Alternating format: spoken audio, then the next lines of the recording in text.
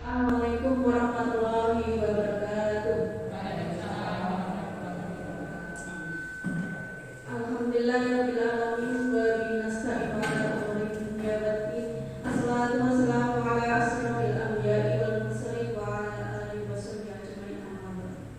Kepada yang terhormat Ibu Kepala SD Negeri Tromol 2, yang kami hormati Bapak Ibu Guru SD Negeri Tromol 2, pertama-tama marilah kita panjatkan puji syukur kehadirat Allah Subhanahu wa taala bahwa pada kesempatan pagi ini kita masih diberi kesempatan kesehatan untuk melaksanakan acara pemaparan modul 1.4 budaya positif dalam rangka aksi nyata CGP angkatan 10 dalam keadaan sehat walafiat tidak berlangsung.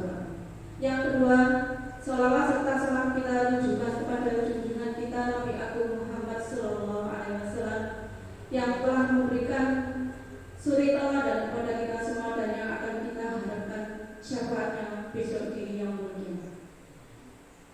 Bapak Ibu semua, marilah untuk mempersingkat acara kita buka acara pada hari ini dengan bacaan basmalah bersama-sama. Bismillahirrahmanirrahim.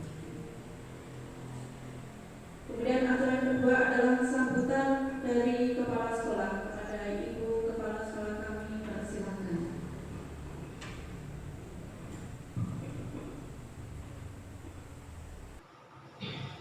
Selamat pagi, assalamualaikum warahmatullahi wabarakatuh. Alhamdulillahirobbilalamin, wassalatu wassalamu ala asrofil anbiya'i wal mursalin, sayyidina Muhammadin wa ala alihi wa ashabihi ajmain, amma ba'du.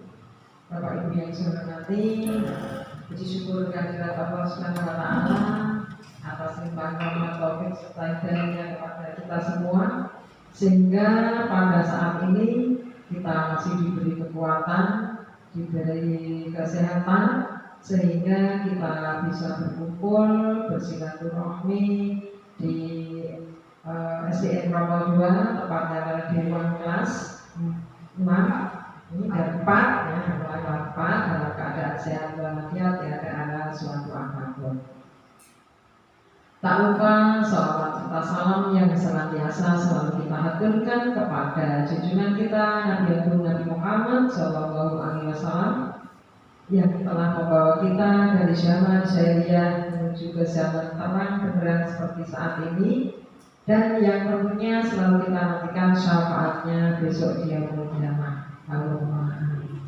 Bapak Ibu yang saya hormati, sesuai dengan apa yang dibacakan oleh Ibu pembawa acara, bahwasanya pada hari ini SDN Tromol 2 mengadakan acara kegiatannya Bu Andri, yaitu sebagai CGP, dan pada saat ini mengadakan aksi nyata di modul 1.4. Nah, ini nanti Bapak Ibu semuanya, panjenengan semua itu adalah sebagai audiennya, dan nanti Bu Andri sebagai penyampainya atau narasumbernya. Untuk itu nanti mohon kebersamaannya Bapak Ibu yang saya hormati, kami sebagai Kepala Sekolah SDN Tromol 2 sangat bangga sekali, senang sekali, dan saya sangat mengapresiasi adanya programnya dari kementerian bahwasanya tentang CGP. Ya, alhamdulillah di SD kita ini ada satu, yaitu CGP, yaitu Ibu Andri. Nah, untuk itu kami mohon nanti selesainya ini CGP dilanjutkan nanti menjadi bukan CGP lagi tapi GP ya, guru penggerak. Nah, untuk itu saya mohon kepada Pak Andri khususnya setelah nanti dengan berbagai kegiatan berkali-kali, mungkin nanti sampai berapa kali yang nanti sehingga menuju ke guru penggerak yang sesungguhnya. Nah, dengan bimbingan tentunya dari PP-nya, semoga menjadi guru penggerak yang sebenarnya. Dan juga saya mohon dengan adanya guru penggerak di SDN Tromol 2, nanti yang pertama bisa membawa ke situ. Terus yang kedua, juga dengan adanya guru penggerak SDN kelompok 2 bisa maju, bisa menginovasi atau bisa inovasi dalam arti pembelajaran juga apapun yang ada di SDN kelompok 2, terutama karena ini pokok utamanya adalah menuju ke peserta didiknya, tentunya nanti dapat merubah tingkah lakunya peserta didik yang awalnya kurang begitu pas, kurang begitu baik. Dengan adanya guru penggerak, insya Allah nanti akan bertambah baik, menjadi baik. Kemudian dari bapak dan ibu guru yang awalnya belum berminat ke menjadi guru penggerak, insya Allah dengan adanya di tempat kita sudah ada Bu Andri, nanti bisa memotivasi pendidikan semuanya, itu ke depannya. Kemudian juga saya mohon juga Bu Andri, nanti pendidikan jangan istirahat segar-segar untuk memberikan motivasi kepada teman-teman semuanya, biar nanti bisa mengikuti jejak pendidikan sebagai guru penggerak calonnya. Ini sesuai dengan apa yang tempo dulu diutamakan oleh PP-nya, bahwa kita mengikuti jejaknya Bapak Ki Hajar Dewantara, gitu nih, Hajar Dewantara. Nah, tujuannya Ki Hajar Dewantara itu sudah ada juga di pembukaan. Kalau kita betul-betul mengamati, mencermati kata-kata, kalimat yang ada di pembukaan Undang-Undang Dasar 45, tepatnya adalah pada area yang keempat, yaitu mencerdaskan kehidupan bangsa. Oke, untuk itu saya mohon pada pendengar semuanya, pada saat ini nanti Bu Andri mau memaparkan sebuah materi atau modul 1.4. Pendidikan nanti saya mohon untuk memperhatikan, kalau seandainya di situ mungkin pendidikan kurang pas atau ingin bertanya, nanti silahkan bertanya, biar nanti Bu Andri menjelaskan apa yang menjadi pertanyaan pendidikan, sehingga bisa clear dan nanti bisa melaksanakan apa yang Bu Andri kerjakan itu ke pendidikan semuanya. Mungkin hanya itu yang bisa saya sampaikan. Nanti biar dilanjutkan oleh Pak Andri sebagai narasumbernya. Akhir kalam wabillahi taufiq wal hidayah. Assalamualaikum warahmatullahi wabarakatuh.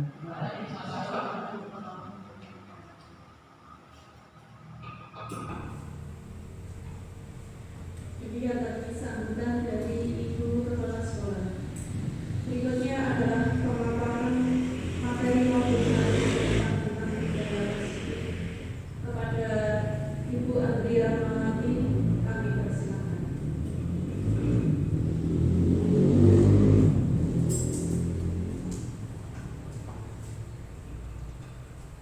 Sebelumnya, Assalamualaikum warahmatullahi wabarakatuh.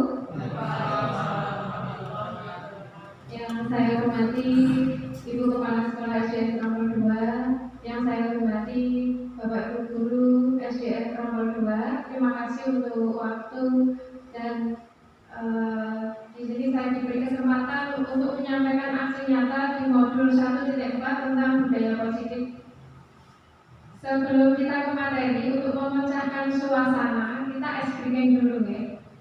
Nanti katakan apa yang saya katakan. Ite ayam. Ite ayam. Ayam ite. Ayam ite. Berapakah ite? Berarti sudah fokus semuanya ya. Katakan apa yang saya katakan. Nah, itu bisa diterapkan di kelas kita masing-masing untuk meningkatkan konsentrasi anak. Kadang anak itu akan menghitung titik yang sudah kita ucapkan. Padahal perintah awalnya katakan apa yang kita katakan. Nah, sekarang saya akan menyebarkan pemahaman dan penerapan tentang budaya positif yang sudah saya pelajari di modul 1.4 ini. Katanya, Ki Hajar Dewantara merupakan sosok yang mengungkapkan betapa pentingnya pendidikan bagi kehidupan masyarakat Indonesia. Semboyannya yang terkenal ing Narsa Sungtulodo, ing Madya Manungkarso, Tutwuri Handayani, bahkan menjadi dasar seorang guru dalam mendidik para siswanya. Mungkin untuk semboyan ini sudah melekat di hati kita para pendidik, terutama Bapak Ibu guru yang sudah lama dibandingkan saya. Kemudian untuk filosofi pendidikan menurut Ki Hajar Dewantara, yang pertama itu kodrat keadaan, di mana kita seorang guru harus memperhatikan anak didik kita mulai dari kodrat alam dan kodrat zaman yang mempengaruhi kepribadian seorang anak. Kita melihat kodrat alam itu dari pergaulan anak, lingkungan anak. Kemudian kodrat zaman itu adalah sekarang itu zaman mulai berkembang semakin pesat. Dulu kita mengajar, kita menggunakan modul. Sekarang modul itu bisa berupa modul elektronik, terus sumber-sumbernya juga bisa kita cari dari internet itu. Nah, yang kedua azas trikon, kontinuitas, konvergensi, dan konsentris. Pada dasarnya kita seorang pendidik memberikan pendidikan secara berkelanjutan, kontinuitas. Kemudian kita harus tetap berpegang teguh untuk memanusiakan manusia. Yang ketiga, budi pekerti. Kita sebagai seorang guru harus mendorong anak didik untuk menggunakan akal pikiran dan rasa empatinya, rasa kepedulian mereka. Yang keempat, memberi tuntunan dan arahan. Guru adalah pamong untuk memberikan arahan dan tuntunan ke arah yang benar. Jadi, menurut Ki Hajar Dewantara, kita seorang guru itu adalah penuntun anak, pengarah anak.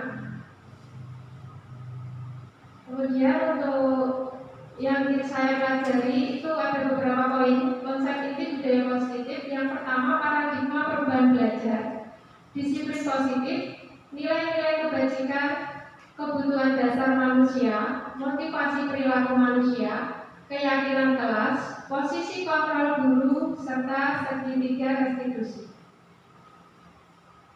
Untuk pembelajaran dengan paradigma baru, implementasi kurikulum merdeka sebagai salah satu kebijaksanaan merdeka belajar disertai dengan semangat agar para guru mengimplementasikan paradigma baru pembelajaran dalam rangka untuk meningkatkan mutu proses pembelajaran sebagai bentuk komitmen pembelajaran yang berpihak kepada peserta didik.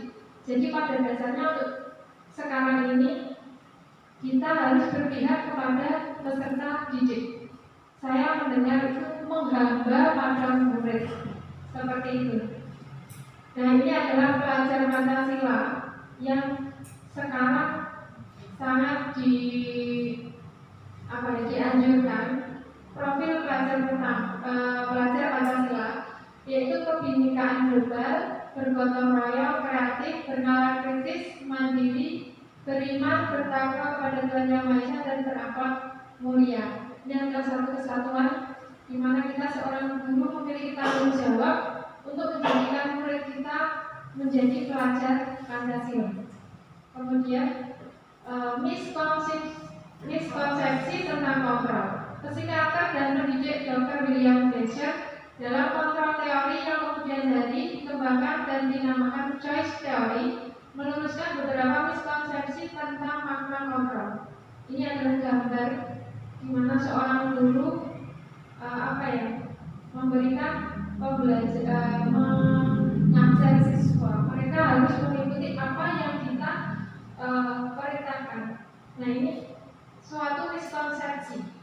Ilusi guru mengontrol murid. Yang kedua, ilusi bahwa semua penguatan positif, efektif, dan bermanfaat.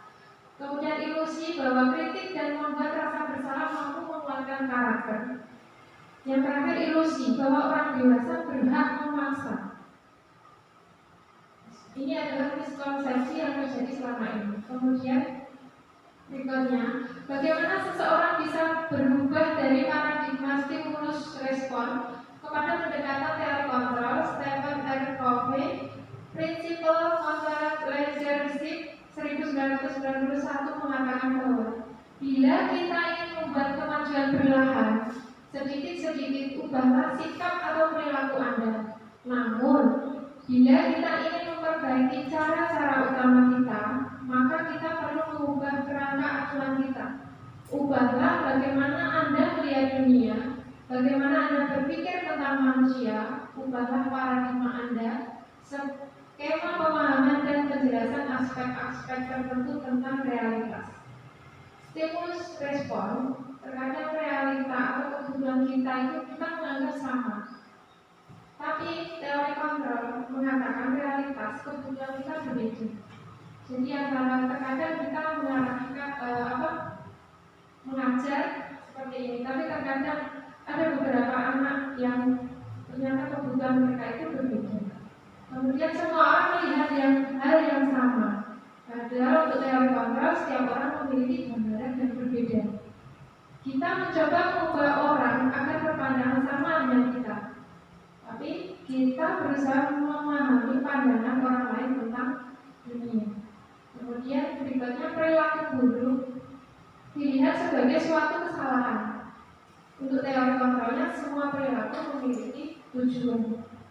Stimulus respon, orang lain bisa mengontrol saya, tapi teori kontrol hanya Anda yang bisa mengontrol diri Anda. Kemudian stimulus respon, saya bisa mengontrol orang lain. Teori kontrol mengatakan Anda tidak bisa mengontrol orang lain.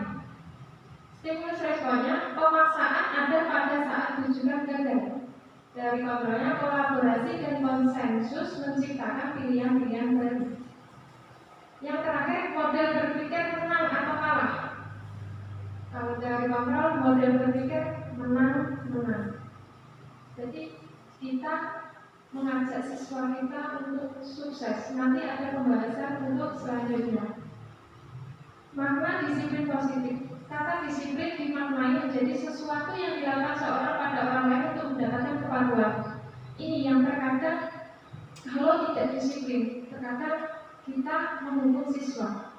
Nah, padahal hukuman itu terkadang membuat mindset anak itu bukannya sukses tapi gagal. Kadang ada anak yang kita hukum, benar dia patuh kepada kita, tapi kalau anaknya itu cugetan, biasanya dia dendam sama kita sampai dewasa. Itu yang terkadang kita itu niatnya baik untuk mendapatkan kepatuhan, tapi ada cara-cara lain yang bisa kita laksanakan. Kemudian Ki Hajar menyatakan bahwa untuk mencapai kemerdekaan atau dalam konteks pendidikan kita saat ini, untuk menciptakan murid yang merdeka, syarat utamanya adalah harus ada disiplin yang kuat. Disiplin yang dimaksud adalah disiplin diri yang memiliki motivasi internal. Jika kita tidak memiliki motivasi internal, maka kita memerlukan pihak lain untuk mendisiplinkan kita, atau motivasi eksternal karena berasal dari luar, bukan dari dalam diri kita sendiri.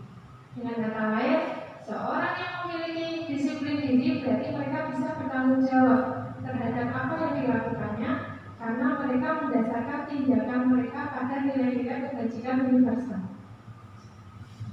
Kemudian nilai-nilai kebajikan yang sudah kami pelajari itu nilai yang disepakati bersama, lepas dari suku bangsa, agama dan bahasa maupun latar belakang. Contoh nilai kebajikan institusi atau organisasi. Pelajar Pancasila ini adalah yang kita camkan kepada anak-anak didik kita. Kemudian Ibu Primary Years Program ini biasanya pendidikan usia dini, toleransi, rasa hormat, integritas, mandiri, menghargai, antusias, empati, keingintahuan, kreativitas, kerjasama, percaya diri, dan komitmen. Kemudian kita juga mengajarkan keterampilan hidup, di mana siswa itu belajar untuk bisa dipercaya, lurus hati, pendengar yang aktif, tidak merendahkan orang lain, dan memberikan yang terbaik dari diri mereka. Kita bikin dulu ya. Dimohon untuk berdiri sebentar.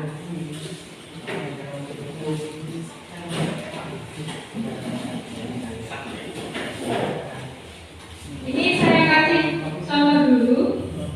Jadi gerakan sama lagunya. Hai kawan, kita jumpa lagi. Tolek kanan, tolek kiri, kedipkan mata kering. Gitu ya, bisa ya? Oke, maaf nih. Iya, kering, tidak pakai mata. Pakai mata sudah kering. Ayo Pak Pri, semangat. Semangat. Oke, mulai ya. 1, 2, 3. Hai kawan, kita jumpa lagi.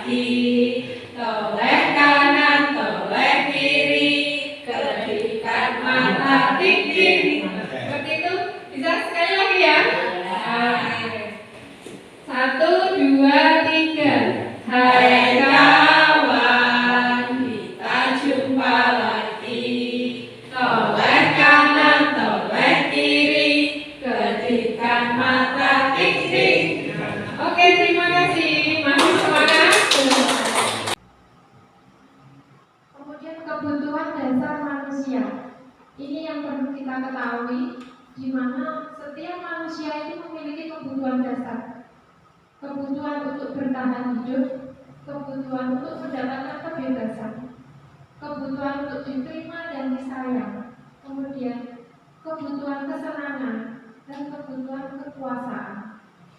Ini yang terkadang kita sebagai pendidik, kita harus mengetahui kebutuhan-kebutuhan dasar anak didik kita. Misalkan ada anak yang notabene misalkan tanda kutip dia itu agak nakal atau mungkin memiliki perilaku yang lebih teman-temannya.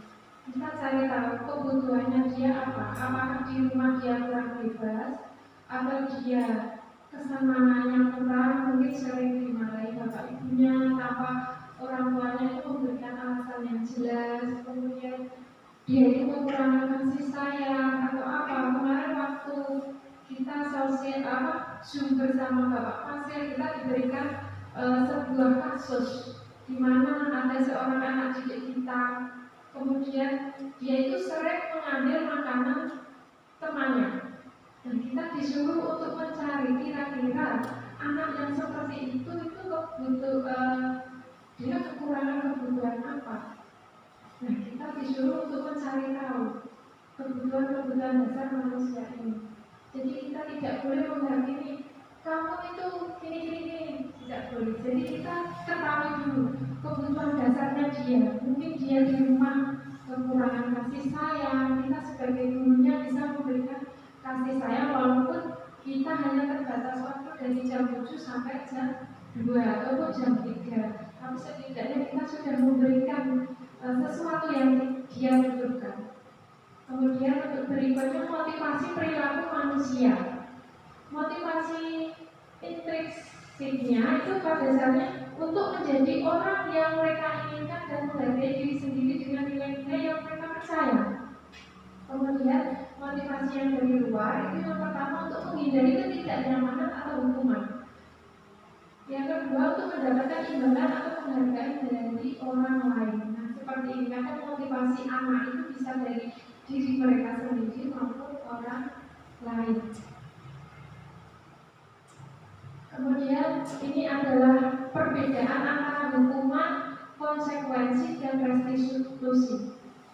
Kalau untuk hukuman ini biasanya identitas gagal, sesuatu yang menyakitkan harus terjadi.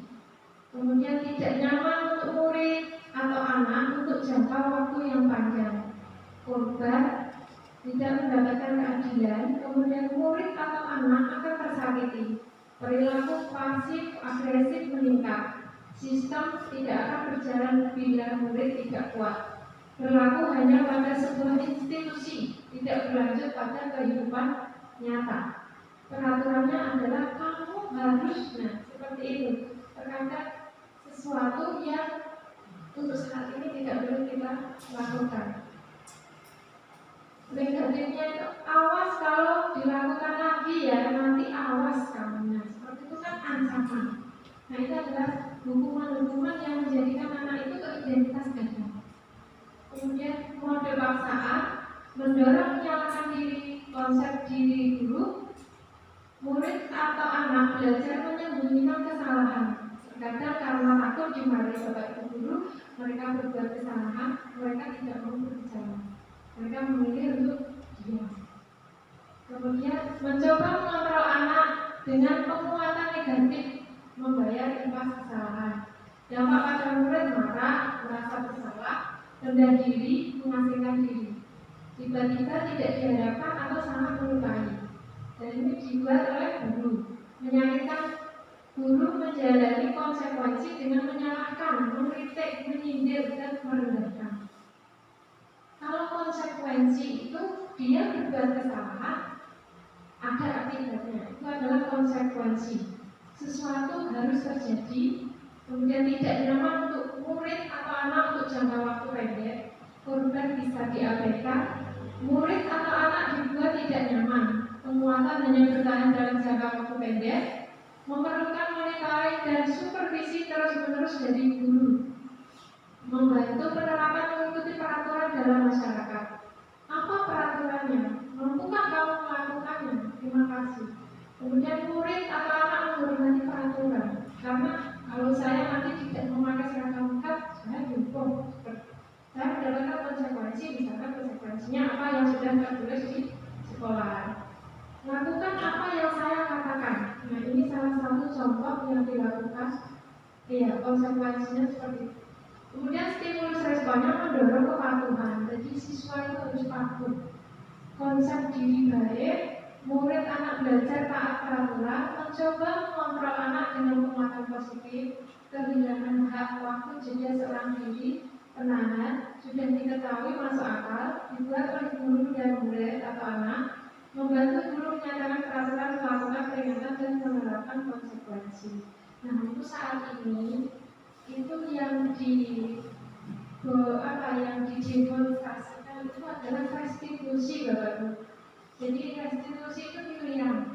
Jadi kita membuat kesepakatan dengan anak seperti yang kemarin waktu saya presentasi visi misi sebelum ke materi, saya membuat kesepakatan. Nah, seperti itu bisa dilakukan di dalam kelas sebelum masuk kelas, ataupun bisa ditulis di poster-poster kelas untuk kesepakatan kita saat pelajarannya apa anak-anak. Misalkan anak itu membuat tidak boleh rame, nah itu kan sudah kesepakatan dari mereka sendiri, bukan kita yang menentukan, tapi kita mengarahkan, menuntut anak. Bu, kalau pelajaran tidak boleh makan jajan, nah ya kita tulis saja seperti itu. Kemudian menguatkan untuk murid atau anak dalam jangka waktu panjang. Terus korban mendapatkan ganti, murid atau anak mendapatkan penguatan. Masalah terpecahkan, murid belajar bertanggung jawab untuk perilakunya. Seperti kemarin, misalkan ada anak yang menjahit, kita tanya, kamu kenapa jahit? Saya ingin mendapatkan kesenangan, Bu, katanya seperti itu. Terus kita kasih pilihan, kesenangan itu selain menjahit teman apa saja. Dan mereka yang memilihkan, kita yang memberikan penguatan dari pilihan mereka. Kemudian fokus pada pemecahan masalah dalam jangka waktu panjang. Apa yang kamu yakini kalau kamu melakukan itu? Apa yang bisa kamu lakukan untuk memperbaiki masalah ini? Misalkan tadi menjadi teman, apa yang bisa kamu perbaiki kejadian yang tadi? Saya tidak mau mengusir teman lagi, Bu. Saya punya kesenangan lain, apa? Bermain bola. Ya sudah, silakan bermain bola, tapi tempatnya di halaman, bukan di dalam kelas. Jadi kita yang menguatkan Bapak Guru. Kemudian murid atau anak menghormati dirinya dan orang lain. Positifnya, apakah hal ini yang sesungguhnya yang ingin kamu lakukan? Ini adalah pertanyaan-pertanyaan yang bisa kita sampaikan ke anak. Mendorong disiplin positif, konsep diri kuat, murid anak belajar memecahkan masalah, anak paham dirinya sendiri yang pegang kendali kontrol karena mereka sudah membuat pilihannya sendiri. Kemudian murid atau anak tidak kehilangan waktu namun bersemangat untuk memperbaiki diri. Berupa undangan untuk mengadakan restitusi dibuat oleh murid atau anak, menguatkan guru menyebutkan keyakinan kelas, membimbing kerangka acuan berpikir, restitusi murid atau anak. Ini nanti ada pembahasan di materi berikut. Kemudian untuk posisi kontrol kita Bapak Ibu Guru ini ada 5. Guru itu bisa menjadi posisi penghukum. Ini menguatkan hukuman fisik atau verbal. Biasanya kalau menghukum ini dia akan mengeluarkan data yang agak keras. Tapi itu nanti juga ada dampak ke anak. Kemudian yang kedua, membuat rasa bersalah. Guru bersuara lebih lembut. Kemudian yang ketiga, teman, guru tidak menyakiti murid tetapi tetap berupaya. Keempat, itu pemantau, mengawasi. Yang kelima, manajer bertanggung jawab mengatur proses pembelajaran. Nah, ini bisa jadinya terapkan. Kemarin itu kami itu sempat kebingungan. Terus kita menjadi guru yang paling baik yang mana? Kata Bapak Fasil itu sesuai dengan kondisi anak, kondisi di sekolah kita apa. Jadi kita bisa menerapkan mungkin pada masalah ini kita bisa menjadi seorang membuat rasa bersalah dan tenang, bisa kita hubungkan. Jadi tidak harus saya harus menjadi yang nomor 5 saja, tidak harus. Ini semua bisa kita padukan. Yang penting tidak merugikan anak, karena pada dasarnya pembelajaran berpihak pada anak. Untuk berikutnya adalah keyakinan kelas. Mengapa keyakinan kelas perlu dibuat? Mengapa tidak peraturan saja? Jadi pada dasarnya untuk pembentukan keyakinan kelas atau sekolah, keyakinan kelas nanti bersifat abstrak daripada peraturan yang lebih rinci dan konkret. Keyakinan kelas berupa pernyataan-pernyataan universal. Pernyataan keyakinan kelas senantiasa dibuat dalam bentuk positif. Keyakinan kelas hendaknya tidak terlalu banyak sehingga mudah diingat dan dipahami oleh warga kelas. Jadi yang membuat kita sama anak didik kita, Bapak Ibu. Kemudian keyakinan kelas sebaliknya sesuatu yang dapat diterapkan di lingkungan tersebut. Semua warga kelas hendaknya ikut berkontribusi dalam pembuatan keyakinan kelas lewat kegiatan curah pendapat.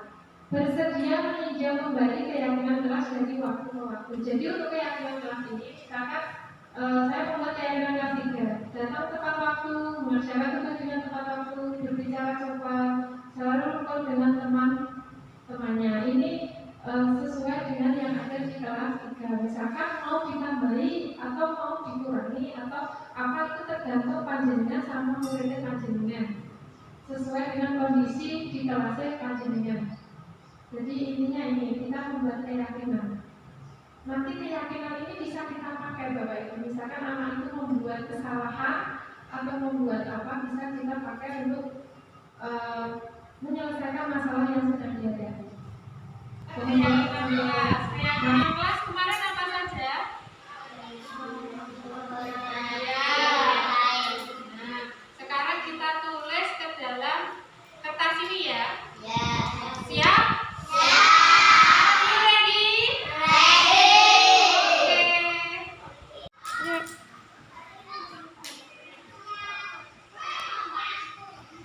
Nah, silakan kalian gunting itu yang ada kotak-kotak itu.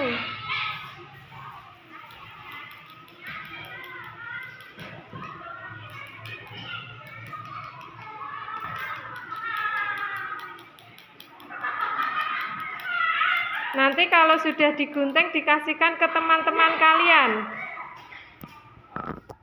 Biar anak-anak menulis keyakinan kelas kita masing-masing.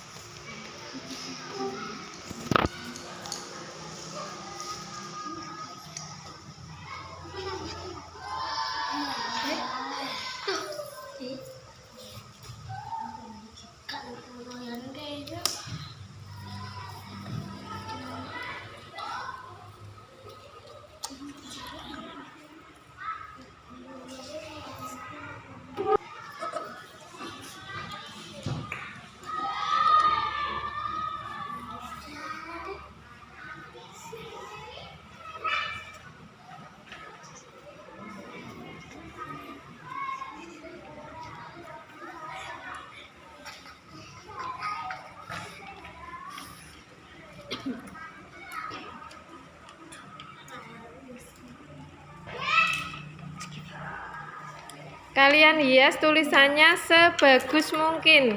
Nanti kita tempelkan. Boleh dihias ya.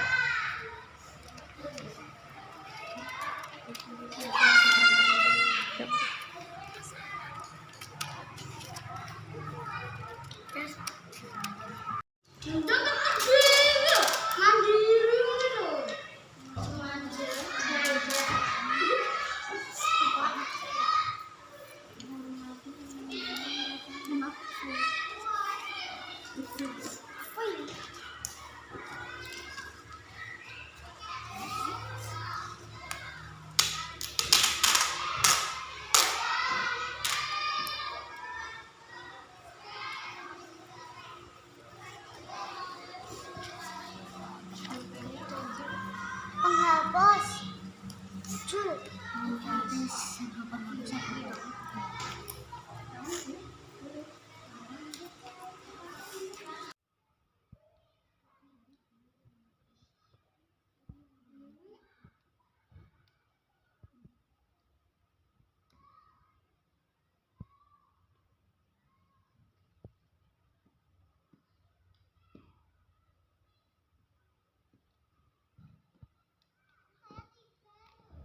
Boleh. Nggak apa-apa. Nanti kalau sudah selesai dikumpulkan ke Rizky biar ditata di situ, ditempel. Ya, kumpulnya ke Rizky.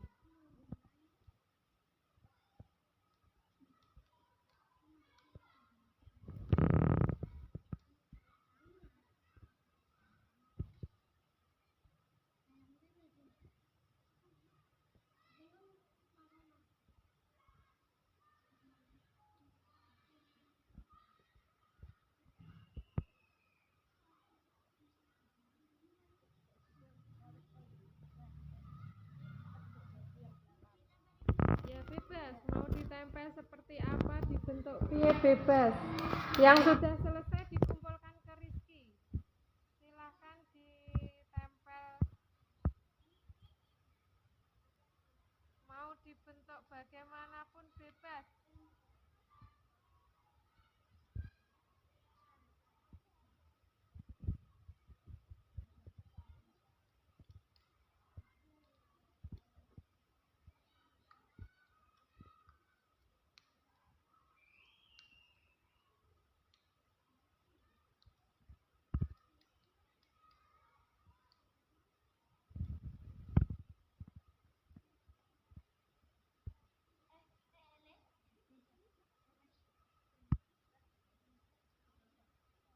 Dikumpulkan ke Rizky. Nah, biar ditempel-tempel sama Mas Rizky.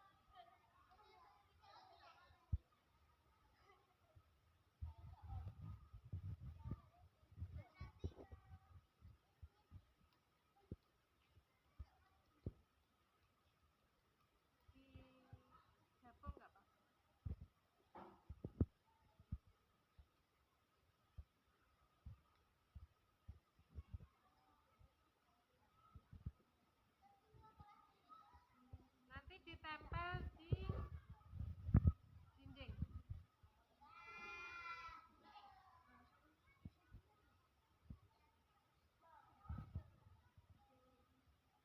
Nah, silakan dikumpulkan ke Rizky biar ditata sama Rizky.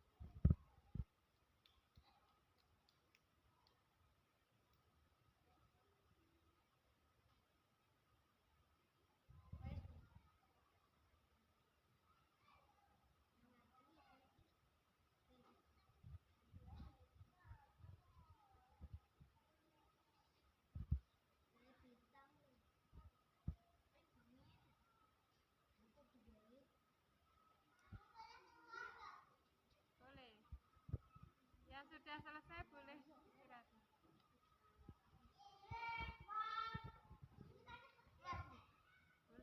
Boleh.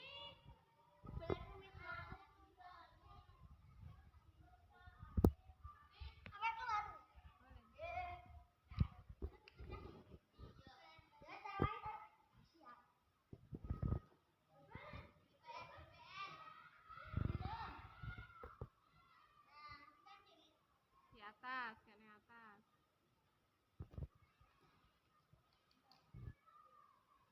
Boleh.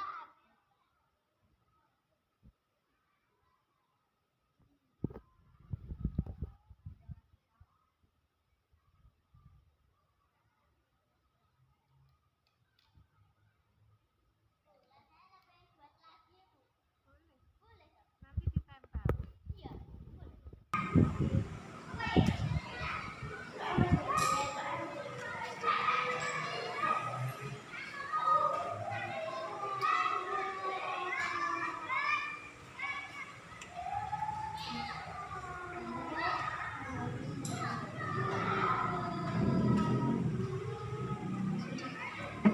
Dari berikutnya,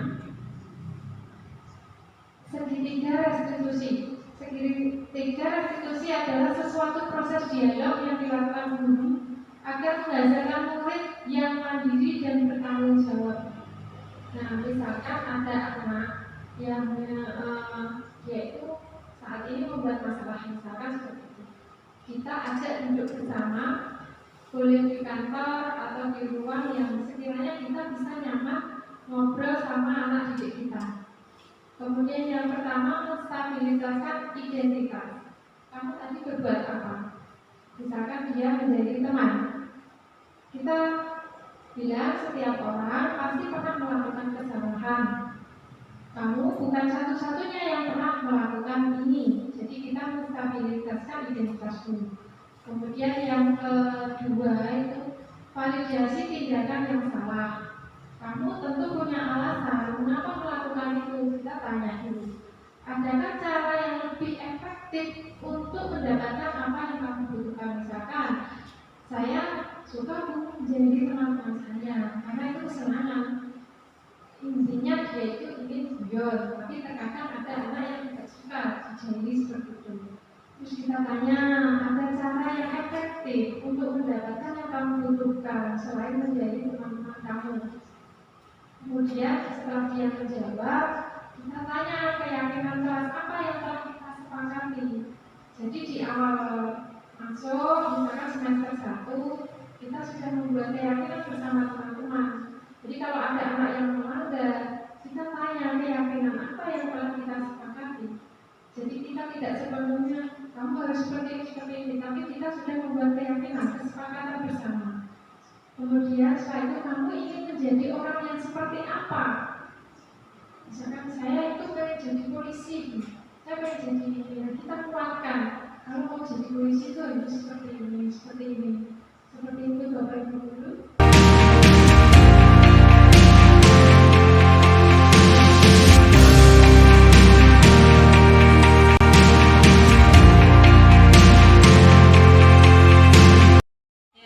Sekarang silakan kalian kerjakan soal yang ada di buku paket. Waalaikumsalam. Ini kenapa? Oh iya. Ayo duduk dulu.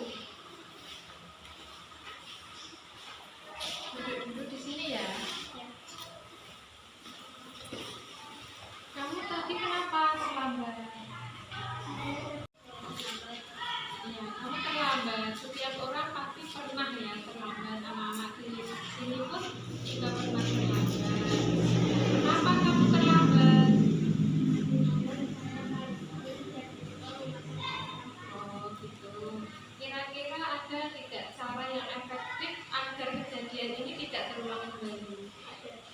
Bagaimana? Memasang alarm setiap mau tidur. Nah, kamu tentunya punya alasan kenapa kamu melakukan itu. Supaya apa kamu memasang alarm? Biar tidak terlambat. Ya, biar tidak terlambat.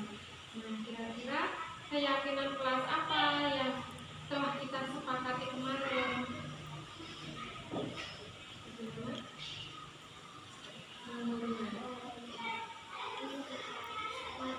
Iya, menghormati teman, menghormati guru juga ya. Yang ada di sini kan guru sudah datang pagi mengajar kalian. Nah, kamu juga harus kita saling menghormati. Guru datang, Rizky juga harus datang tepat waktu. Nah, kamu nantinya ingin menjadi orang seperti apa?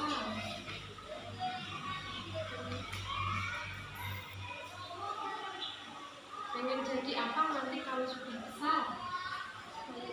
Ya, kamu kan pengen jadi polisi. Nah, polisi itu harus disiplin, harus tertib, tidak boleh datang terlambat. Nah, kamu bukan satu-satunya orang yang melakukan ini. Dengan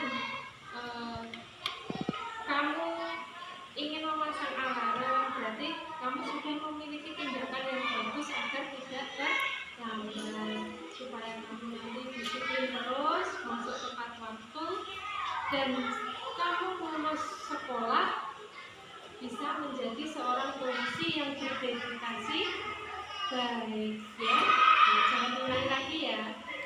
Ya, silakan kamu duduk di tempatmu. Ya. Ya, silakan duduk.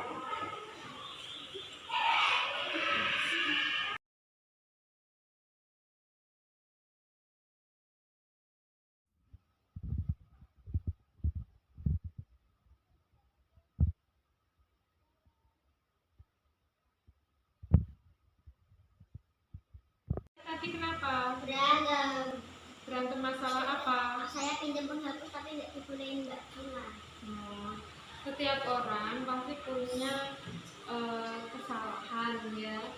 Terus misalkan kamu pasti punya alasan kenapa nggak boleh dipinjami penghapusnya. Kenapa?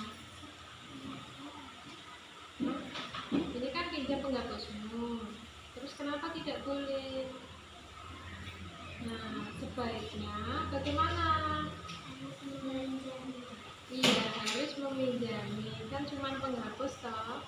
Iya. Nah, adakah cara yang efektif yang dapat kamu lakukan? Apa? Kamu meminjami.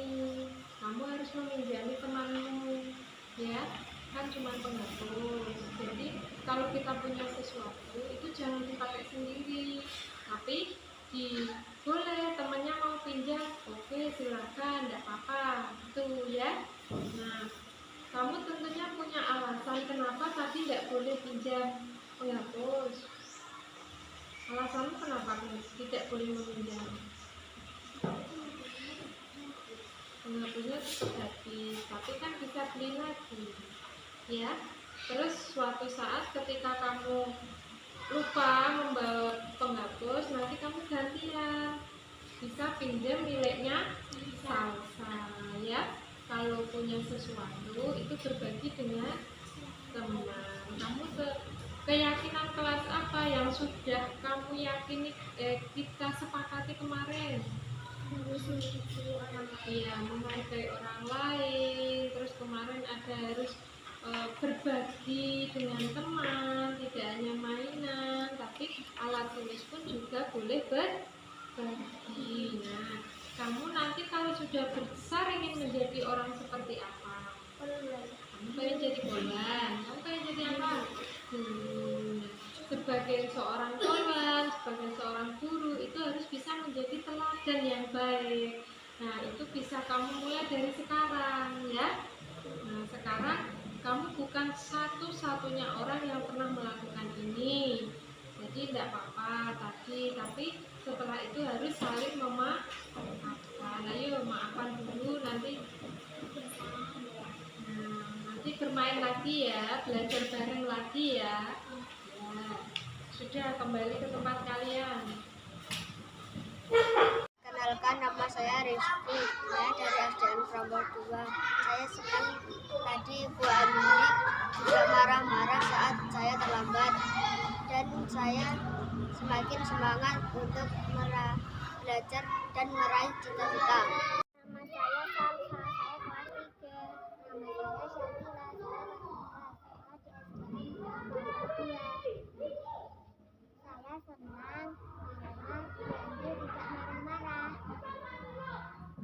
Ini untuk penutupnya, dalam menerapkan program disiplin positif, hendaknya guru bisa menjadi pamong dan panutan bagi murid. Guru dapat menjalin hubungan baik dengan murid. Guru berkolaborasi dengan murid dalam membuat keyakinan kelas serta menumbuhkan tanggung jawab pada diri murid. Mungkin sampai di sini ada yang ingin menambahkan atau memberikan penguatan, atau mungkin cukup sampai di sini, teman. Cukup, teman. Oke, Bu Hane bisa memberikan. Ya. Terima kasih, hanya sedikit saja. Setelah saya amati dari awal sampai dengan terakhir ini dalam penerapan program disiplin positif, itu semuanya sebaiknya tidak hanya dipakai untuk kelas satu kelas saja, ini bisa dibebaskan atau bisa dipakai untuk semua kelas dalam arti untuk membuat keyakinan kelas. Jadi selain tadi yang diterapkan untuk disiplin kelas, juga ada keyakinan kelas, dan justru nanti juga ada yang namanya peraturan kelas. Jadi antara peraturan kelas, keyakinan kelas, disiplin kelas itu harus jadi satu dalam arti bergaul atau berkolaborasi. Jadi nanti bisa kita paparkan ke anak masing-masing di dalam kelas masing-masing. Seperti ini seharusnya, kalau disiplin itu seperti ini, keyakinan ini, kemudian yang satunya keyakinan, kemudian peraturan, kemudian juga disiplin. Itu bisa nanti dijadikan satu dalam arti sebuah semacam program atau aturan dengan kelas masing-masing. Ya, itu nanti bisa dibuatkan informasinya. Ya, sedikit menambahkan juga untuk keyakinan kelas ini sifatnya fleksibel, Bapak Ibu. Jadi setiap waktu itu bisa kita ganti. Misalkan yang relevan yang mana itu bisa kita ganti. Jadi tidak harus yang sudah kita tulis, yang sudah kita buat poster itu yang kita pakai, tidak. Kita sesuaikan. Kita sesuaikan yang sesuai di kelas kita itu apa saja. Dan itu merupakan kesepakatan antara kita dengan murid kita. Ya. Sekian presentasi dari saya. Terima kasih untuk waktunya. Baik Bapak Ibu Guru, sebelum penutupan kita berdoa dulu. Kita menyanyi dulu ya. Berdiri, semua untuk berdiri sebentar. 1, 2, 3. Nanti pakai gerakan ya. Ya, saya contohkan. Tangan ke atas menggapai bintang, tangan ke samping burung yang terbang, tangan ke depan ikan berenang, duduk yang rapi siap berdoa. Takut tak, tangan diputar, lunggu-lunggu, tangan digulung, ular melingkar di pagar bunda, kanan, kiri, atas, bawah, siap berdoa. Nah, nanti dimulai tapi kompak nih. Ya, jadi berdiri lagi, kemudian kita menyanyi. Udah pulang-pulang ini. Tarik-tarik di bagian. Tarik ini. Tangan ke atas menggapai bintang, tangan ke samping burung yang terbang, tangan ke depan ikan berenang, duduk yang rapi siap berdoa. Takut-takutan, tangan diputar. Lugu-lugu-lung, tangan digulung. Ular melingkar di atas bundar. Kanan, kiri, atas, bawah, siap berdoa. Berdoa mulai.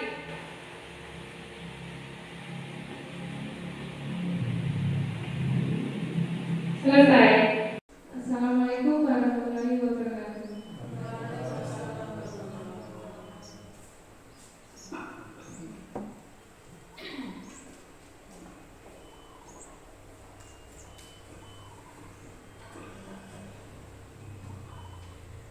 Demikian tadi pemaparan materi modul 1.4 tentang budaya positif yang harus diciptakan di sekolah yang disampaikan oleh Bu Andrea. Berikutnya